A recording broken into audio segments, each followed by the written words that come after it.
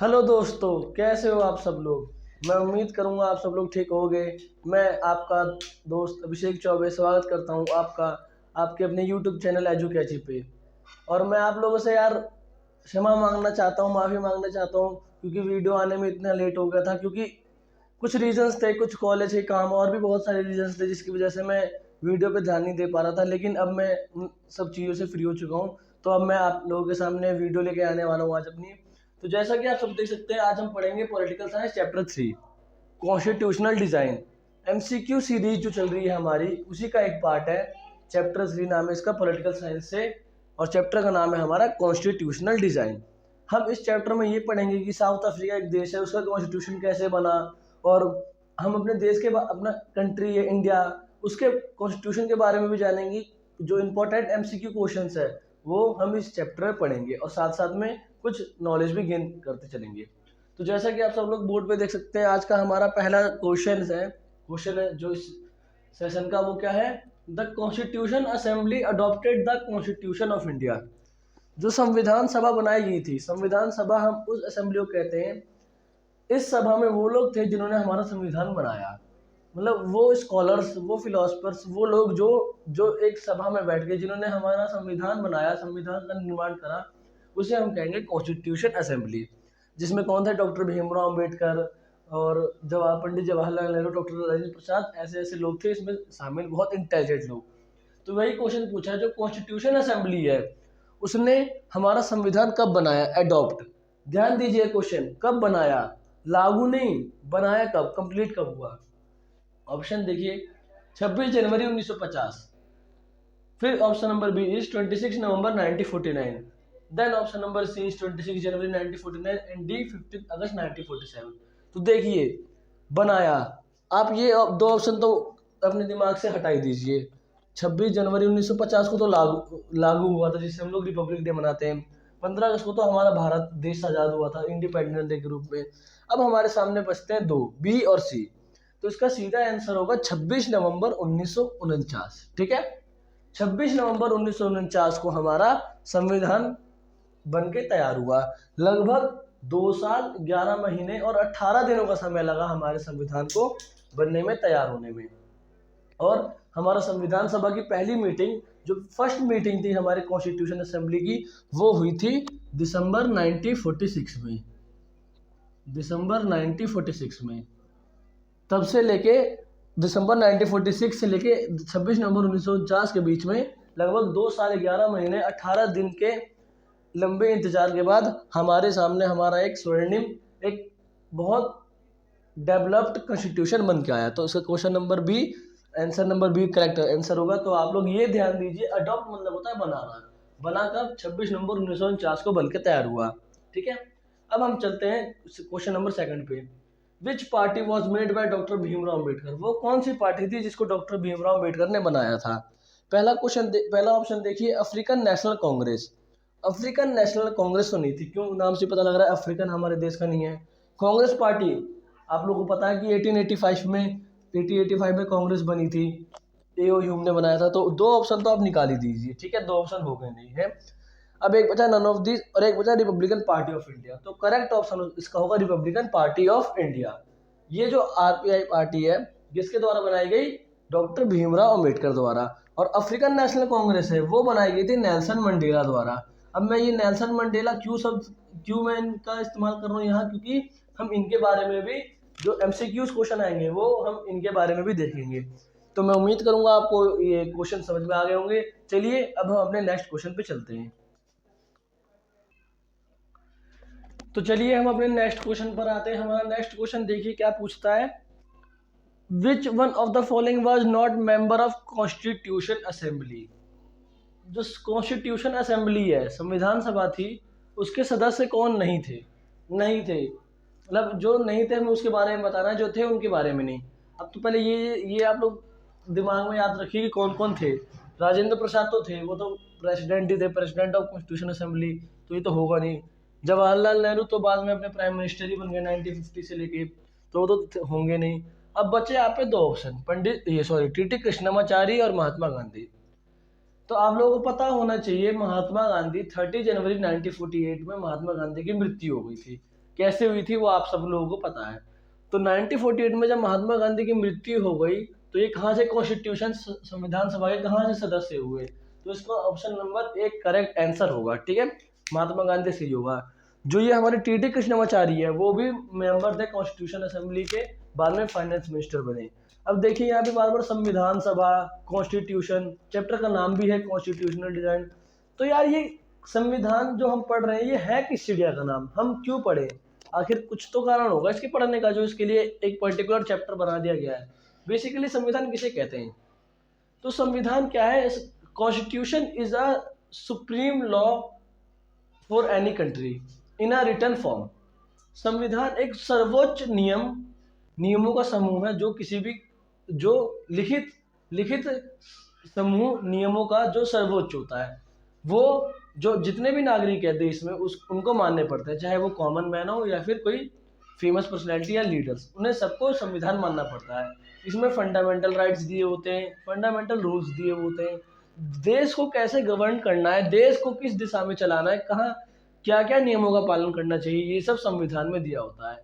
मान लो एक संविधान पूरी कंट्री को रिप्रेजेंट करने वाला लीडर है, संविधान के अंडर ही सब काम करते हैं। ठीक है, तो मैं उम्मीद करूंगा आपको संविधान की डेफिनेशन क्लियर हो गई होगी, तो इसका ऑप्शन होगा महात्मा गांधी। अब हम चलते हैं नेक्स्ट क्वेश्चन पे। Nelson Mandela remained in jail for dash year. Nelson Mandela कौन है? अभी तक तो हम महात्मा गांधी, जवाहरलाल नेहरू, भीमराव अम्बेडकर इनके बारे में बात कर रहे हैं। अब ये नेल्सन मंडेला सर, ये आप क्या, ये नेल्सन मंडेला को आप कहाँ से लिया है, आपने क्यों इनके बारे में लिखा, आखिर है कौन, ये थे कौन? तो मैं बता देता हूँ आपको इनके बारे में। ये नेल्सन मंडेला है, ये जो जैसे हमारे नेशनल फादर है, महात्मा गांधी को जैसे हम राष्ट्रपिता कहते हैं इंडिया का, वैसे इनको साउथ अफ्रीका, दक्षिण अफ्रीका का नेशनल फादर कहते हैं। इन्होंने भी अपने देश के लिए उतना ही बड़ा योगदान दिया जितना हमारे महात्मा गांधी ने दिया। अब इनका योगदान क्या था, आगे कुछ क्वेश्चन आएंगे, मैं उनमें आपको बताऊंगा इन्होंने क्या किया था। लेकिन पहले जो हमारा क्वेश्चन बोल रहा है, जो क्वेश्चन है हमारा, उस पर देख लेते हैं। Nelson Mandela remained in jail for dash year. Nelson Mandela कितने सालों तक जेल में रहे? तो मैं आपको इसका सीधा सीधा आंसर बता दे रहा हूँ कि कुछ गैस वर्क नहीं है। ऑप्शन नंबर ए 28 ईयर सही होगा। कब तक थे ये हमारे? 1964 से लेके 1992 तक ये नेल्सन मंडेला जेल में रहे। 28 सालों तक इन्होंने जेल में अपनी जिंदगी गुजारी। क्यों काटी अब इन्होंने जिंदगी अपनी जेल में, मैं आपको बताऊंगा जब तक आप इन क्वेश्चंस को देखिए। अब चलिए हम अपने नेक्स्ट क्वेश्चन पे देखते हैं। क्वेश्चन नंबर 5 हमारा क्या बोलता है? Apartheid was the system discriminates on what basis. Apartheid main जो टॉपिक है इस चैप्टर का, अपार्थेड के अगल बगल ही घूमता है, डिस्क्रिमिनेशन के अगल बगल ही घूमता है। तो क्वेश्चन तो पहले समझिए क्या बोल रहा है। Apartheid was the system discriminate on what basis. जो अपार्थेड सिस्टम था वो किस बेस पे, किस बिहाफ पे भेदभाव करता था? Question number A, option number ए है इकोनॉमिक स्टेटस, आर्थिक स्टेटस, ऑप्शन बी रिलीजन, धर्म के आधार पर, ऑप्शन सी जाति के आधार पे, और ऑप्शन डी स्किन कलर। तो पहले तो मैं इसका आंसर लिखवा दूं, स्किन कलर के आधार पे अपार्थेड डिस्क्रिमिनेट करता था। अपार्थेड था क्या, आप देखिए। अपार्थेड एक सिस्टम का नाम था जो कि साउथ अफ्रीका में मौजूद था। साउथ अफ्रीका में ये सिस्टम मौजूद था। और था क्या, जो वाइट माइनॉरिटी रूल्स थी, जो यूरोप से लोग आए थे, जैसे भारत में अंग्रेजों ने कब्जा करा था, वैसे जो 16वीं 17वीं और 18वीं शताब्दी से 17-18 सेंचुरी से जो यूरोपियंस आके जिन्होंने साउथ अफ्रीका पे कब्जा करा, माइनॉरिटी, उन्होंने ब्लैक पीपल्स और वाइट पीपल्स के पे डिस्क्रिमिनेशन करना स्टार्ट कर दिया। ये डिस्क्रिमिनेशन 1948 से लेकर 1984 तक चला। इसी सिस्टम को हम अपार्थेड कहते हैं। ये स्किन कलर पे भेदभाव करता था। जैसे मान लीजिए ब्लैक पीपल है, उनको ये लोग बहुत नीचे समझते थे, इन्फीरियर समझते थे और अपने आप को बहुत सुपीरियर समझते थे। आप चैप्टर पढ़ेंगे तो आप देखेंगे कितनी रिस्ट्रिक्शंस लगाई गई थी ब्लैक पीपल्स पे। जैसे वो जो पब्लिक प्लेस है उनका अलग होगा, और वो स्विमिंग पूल यूज नहीं कर सकते, सिनेमा हॉल नहीं जा सकते, स्कूल नहीं जा सकते, उनका अलग होगा। ब्लैक पीपल्स का ये सिस्टम अलग होगा, वाइट लोगों का पब्लिक प्लेस अलग होगा। और अगर ब्लैक पीपल वाइट लोगों की जगह पे जाते थे, पब्लिक प्लेस पे जाते थे, तो उनको सजा दी जाती थी। बेसिकली जो वाइट माइनॉरिटी रूल है, उन्होंने तीन कैटेगरीज के लोग हैं उनको अपने निशाने पे लिया हुआ था। पहले जो साउथ अफ्रीका के नेटिव्स लोग थे, जो साउथ अफ्रीका के मूल निवासी थे वो। दूसरा जो मिक्स्ड पीपल होते हैं, मिक्स्ड जो मतलब सांवले कलर के होते हैं, जिसे हम कलर्ड पीपल कहते हैं, कलर्ड, ठीक है। तीसरे हम इंडियंस। ये तीनों लोग थे, उनसे जो ब्रिटिशर्स हैं वो बहुत चिढ़ते थे। कहाँ पे? South Africa. ये साउथ अफ्रीका की बात हो रही है, ठीक है। ये इंडिया से अब चल के हम साउथ अफ्रीका आ चुके हैं। तो इन तीनों के खिलाफ अंग्रेजों ने बहुत ज़्यादा रिस्ट्रिक्शन लगा दिया था। इसे ही अपार्थाइड सिस्टम कहते हैं। 1948 से लेके 1948 से लेकर 1984 तक चला। नेल्सन मंडेला थे। मैंने आप लोगों से प्रीवियस क्वेश्चन में बताया था कि नेल्सन मंडेला 28 सालों तक जेल में गए थे। तो नेल्सन मंडेला थे, उन्होंने इसी का विरोध करा था। नेल्सन मंडेला ने इसी का विरोध करा था और नेल्सन मंडेला उनके कुछ साथियों को अंग्रेजों ने जेल में डाल दिया था। उन्होंने 28 साल, आप समझ सकते हैं कि यहाँ पे लोग दूसरे लोगों के लिए 1 मिनट का समय नहीं निकाल पाते, लेकिन उन्होंने अपने देश की जनता की कुर्बानी, आज़ादी के लिए उन्होंने अपनी ज़िंदगी के 28 साल दे दिया। आप उनकी ज़रा सेक्रीफाइस लेवल देखिए कितनी हाई थी। तो इसीलिए नेल्सन मंडेला को जेल में डाला गया। क्यों? क्योंकि उन्होंने अपार्थाइड का विरोध करा था, ठीक है। तो इसका आंसर होगा स्किन कलर। जो स्किन पे भेदभाव करते थे ब्लैक और वाइट पीपल के में, उसे हम अपार्थाइड कहते हैं। मैं उम्मीद करूंगा आपको अपार्थाइड सिस्टम समझ में आ गया था, और अगर आ गया है तो इस लेक्चर को जितना हो सके आगे शेयर करिए, वीडियो को सब्सक्राइब, चैनल को लाइक करिए, और हमारे चैनल को सब्सक्राइब करिए, वीडियो को लाइक करिए, और अपना प्लीज़ कमेंट दीजिए ताकि हमें और मोटिवेशन मिल सके। अब हम नेक्स्ट क्वेश्चन पे चलते हैं। How many members had the constitution assembly that wrote the Indian constitution. Question ये पूछ रहा है सर कि जो भारतीय संविधान है, इंडियन कॉन्स्टिट्यूशन है, वो जब तैयार हुआ तो कितने मेंबर्स ने तैयार करा उसको मिलके। अब देखिए इसकी बहुत लंबी चौड़ी हिस्ट्री है, मैं आपको बताता हूँ क्या था। जुलाई 1946 की बात है। जुलाई 1946 में इलेक्शन होते हैं, किसके लिए? जो संविधान सभा में लोग चुने जाएंगे, कॉन्स्टिट्यूशन असेंबली में जो पीपल चुने जाएंगे, सेलेक्ट होंगे, उनके लिए इलेक्शन हुए जुलाई 1946 में। अब पूरे कंट्री से पहले क्या था, इंडिया पाकिस्तान एक था, वो पूरे भारत और पाकिस्तान से मिला के कितने लोग चुने गए? पहले 389, ठीक है। जुलाई 1946 में 389 लोग चुने गए। हुआ क्या, 1947 एक साल बाद ही जस्ट भारत पाकिस्तान का बंटवारा हुआ। तो 389 में से जो 90 लोग थे, 90 थे, वो कहाँ चले गए? पाकिस्तान की संविधान सभा में। तो जो 90 मेंबर थे वो पाकिस्तान की कॉन्स्टिट्यूशन असेंबली में चले गए, और हमारे पास कितने बचे? 299। तो आपको कंफ्यूज करने के लिए दे देगा कि जब जुलाई 1946 में कॉन्स्टिट्यूशन असेंबली चुनी गई तब कितने लोग थे। तो जुलाई 1946 का नाम आते ही आपको 389 पे बिना सोचे समझे टिक कर देना है। लेकिन अगर इंडिया की बात पूछी जाए जैसे इस क्वेश्चन में करा, तो ऑप्शन नंबर बी जो है इसका 299 member is the correct option, ठीक है। समझ गए आप लोग? मैं उम्मीद करूंगा आप लोगों को ये क्वेश्चन समझ में आ गया होगा।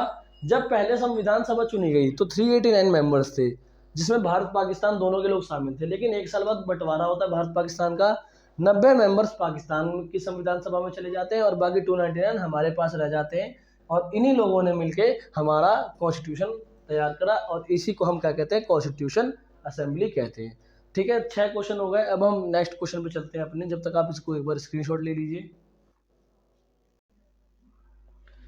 तो हम क्वेश्चन नंबर 7 पे चलते हैं अपने। देखिए क्वेश्चन नंबर 7 हमसे क्या पूछ रहा है, which of the following term is not included in preamble of Indian constitution. एक शब्द आया यहाँ पे, वर्ड आया, ध्यान देने की बात है, प्रीएम्बल।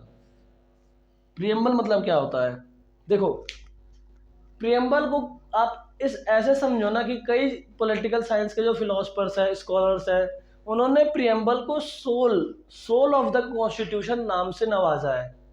मतलब सोल कहा है इसको संविधान का। सोल मतलब होती है आत्मा।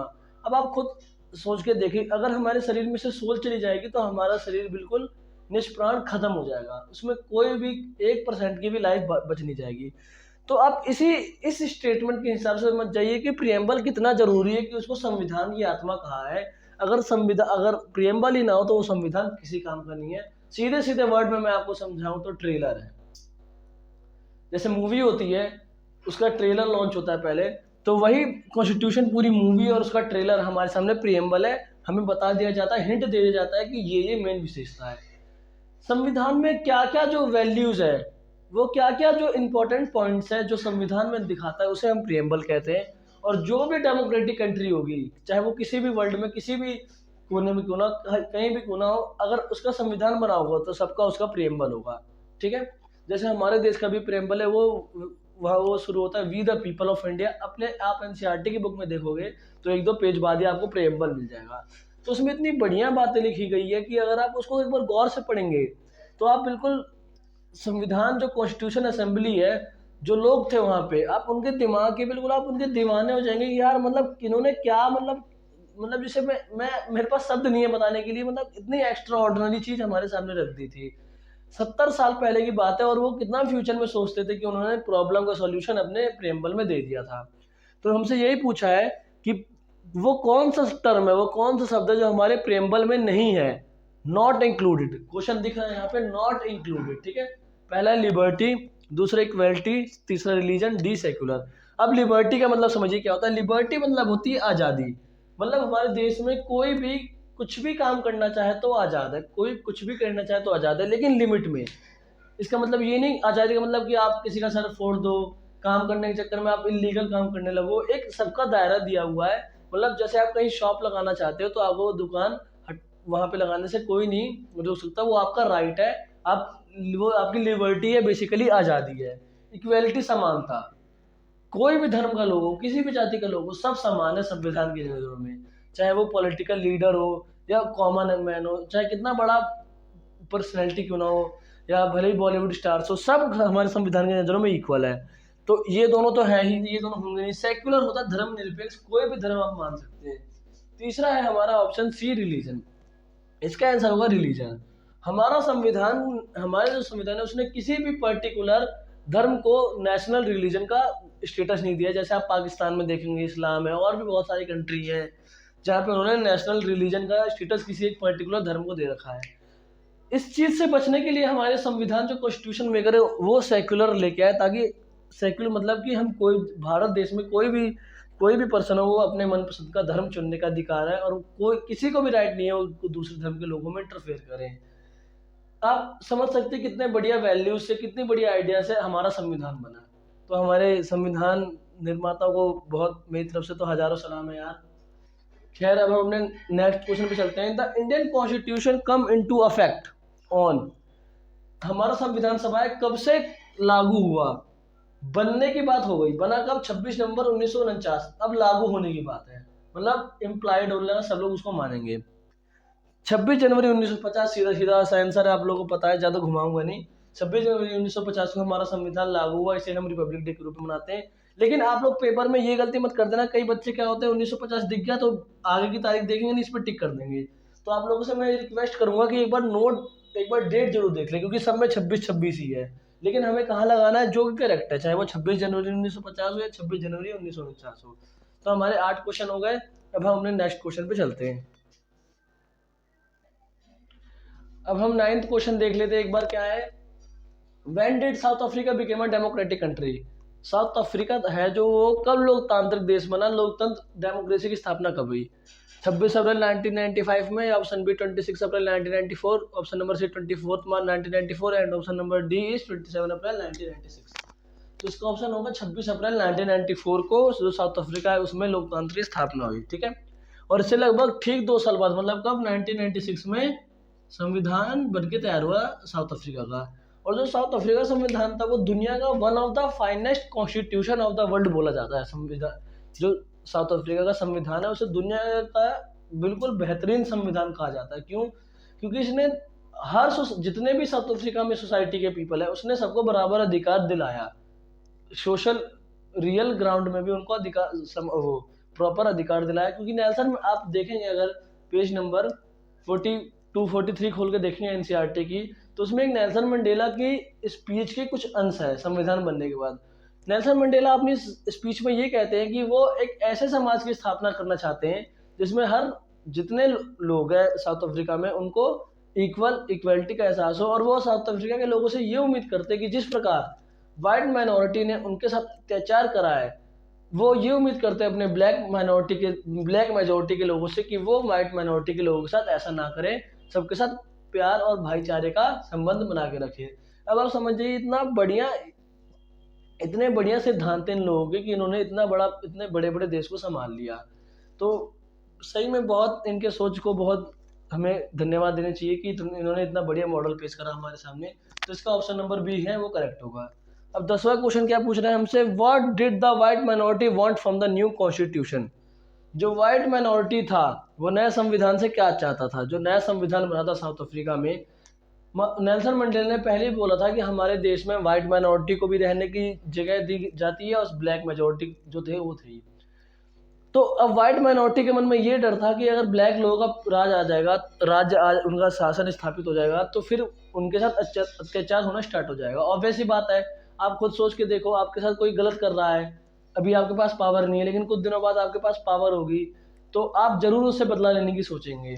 तो यही बात इनके मन में थी कि इनको ये डर था कि ये जो ब्लैक पीपल है इनसे बदला लेने के लिए कुछ इनके साथ गलत काम ना कर दे, इसीलिए उनकी डिमांड क्या थी। Option number A, protect its privilege and property, a separate country for themselves, and option number C, none of these. पहला है अपने प्रिविलेज होता है अपनी इज्जत, अपनी सम्मान, आत्मसम्मान की रक्षा और अपनी प्रॉपर्टी की रक्षा, सबसे पहला। दूसरा, अपने लिए एक नए देश की डिमांड, या सी, नन ऑफ द अबव, इनमें से कोई नहीं। तो इसका ऑप्शन नंबर ए होगा। वो ये चाहते थे वाइट माइनॉरिटी नए कॉन्स्टिट्यूशन से कि उनके आत्मसम्मान और उनके प्रॉपर्टी की रक्षा की जाए, और ठीक वैसा ही हुआ। साउथ अफ्रीका के संविधान ने सबको बराबर अधिकार दिलाया। तो 10th क्वेश्चन है उसका ऑप्शन नंबर ए सही होगा। अब हम नेक्स्ट क्वेश्चन एमसीक्यू पे चलते हैं। अब हम अपना नेक्स्ट क्वेश्चन जो 11th क्वेश्चन है वो देख लेते हैं। Name the autobiography of Nelson Mandela. Nelson Mandela की ऑटोबायोग्राफी का क्या नाम था। ऑटोबायोग्राफी मतलब होता है जो उस पर्सन ने खुद लिखी हो, आत्मकथा, ठीक है, उसे हम ऑटोबायोग्राफी कहते हैं। और बायोग्राफी को किसी और पर्सन ने लिखी हो किसी के बारे में। तो जो नेल्सन मंडेला ने अपनी ऑटोबायोग्राफी लिखी उसका नाम क्या था। The long walk to freedom, and option number B S A मतलब यहाँ पे साउथ अफ्रीका, ठीक है, South Africa means freedom. Option number C, walk to freedom, and option number D, our freedom.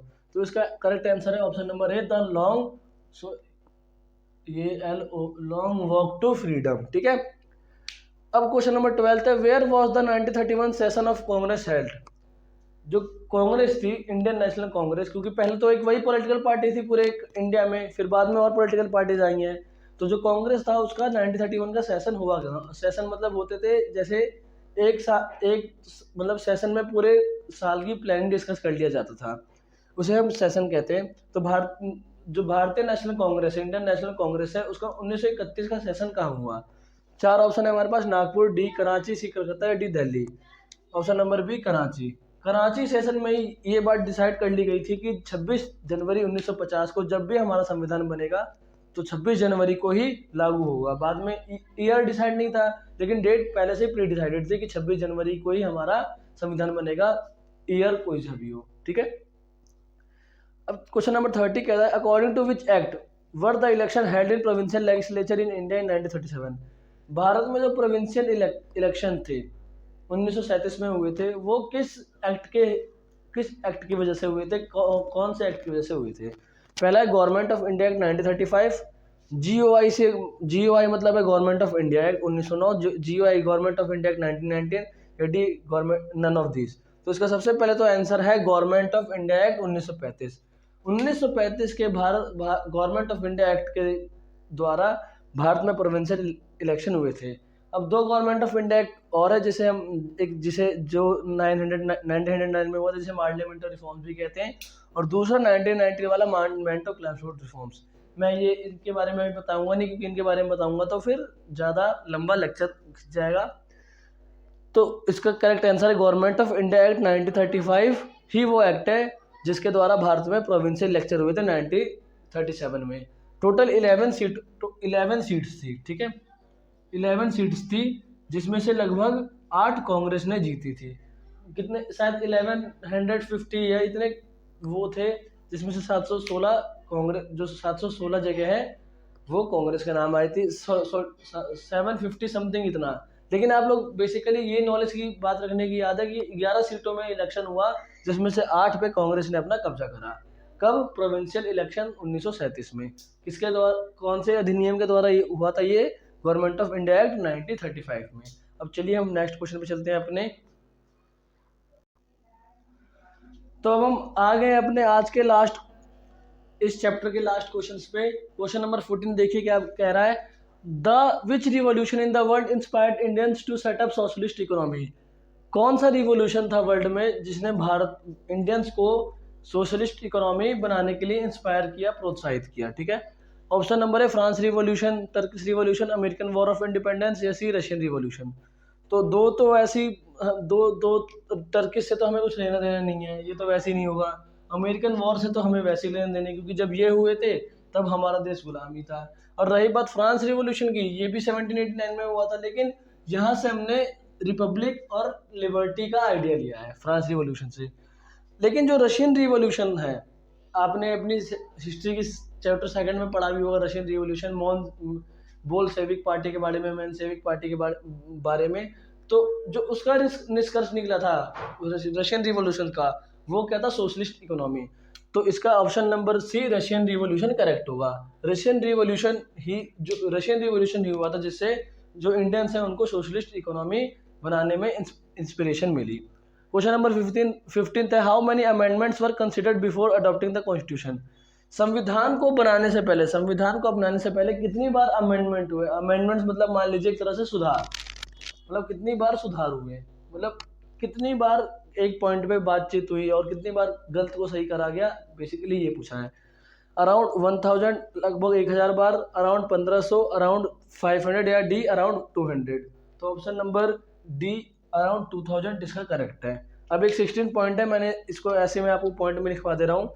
जो कॉन्स्टिट्यूशन असेंबली थी वो, उसकी meeting 114 दिनों तक हुई थी। मतलब जैसा मैंने आप लोग को पहले बताया, 2 साल 11 महीने 18 दिन लगातार मीटिंग नहीं चली थी, लगभग 114 दिन सब लोग एक साथ मिले थे, जिसके बाद से हमारा संविधान बना। ठीक है, तो आज का हमारा सेशन यही कंप्लीट होता हुआ। मैं उम्मीद करूंगा आपको ये पूरा लेक्चर बढ़िया लगा होगा। And if you want to get the PDF of this lecture then please check out our description box. I will put PDF of this lecture on my description box. And please don't forget to like our video और share इसको जितना हो सके, and subscribe it also, and take care। अपना ख्याल रखें, festivals आ रहे हैं, और अपना ख्याल रखें, अपनी फैमिली का ख्याल रखें, साथ में पढ़ते रहें। गुड बाय, टाटा, जय हिंद।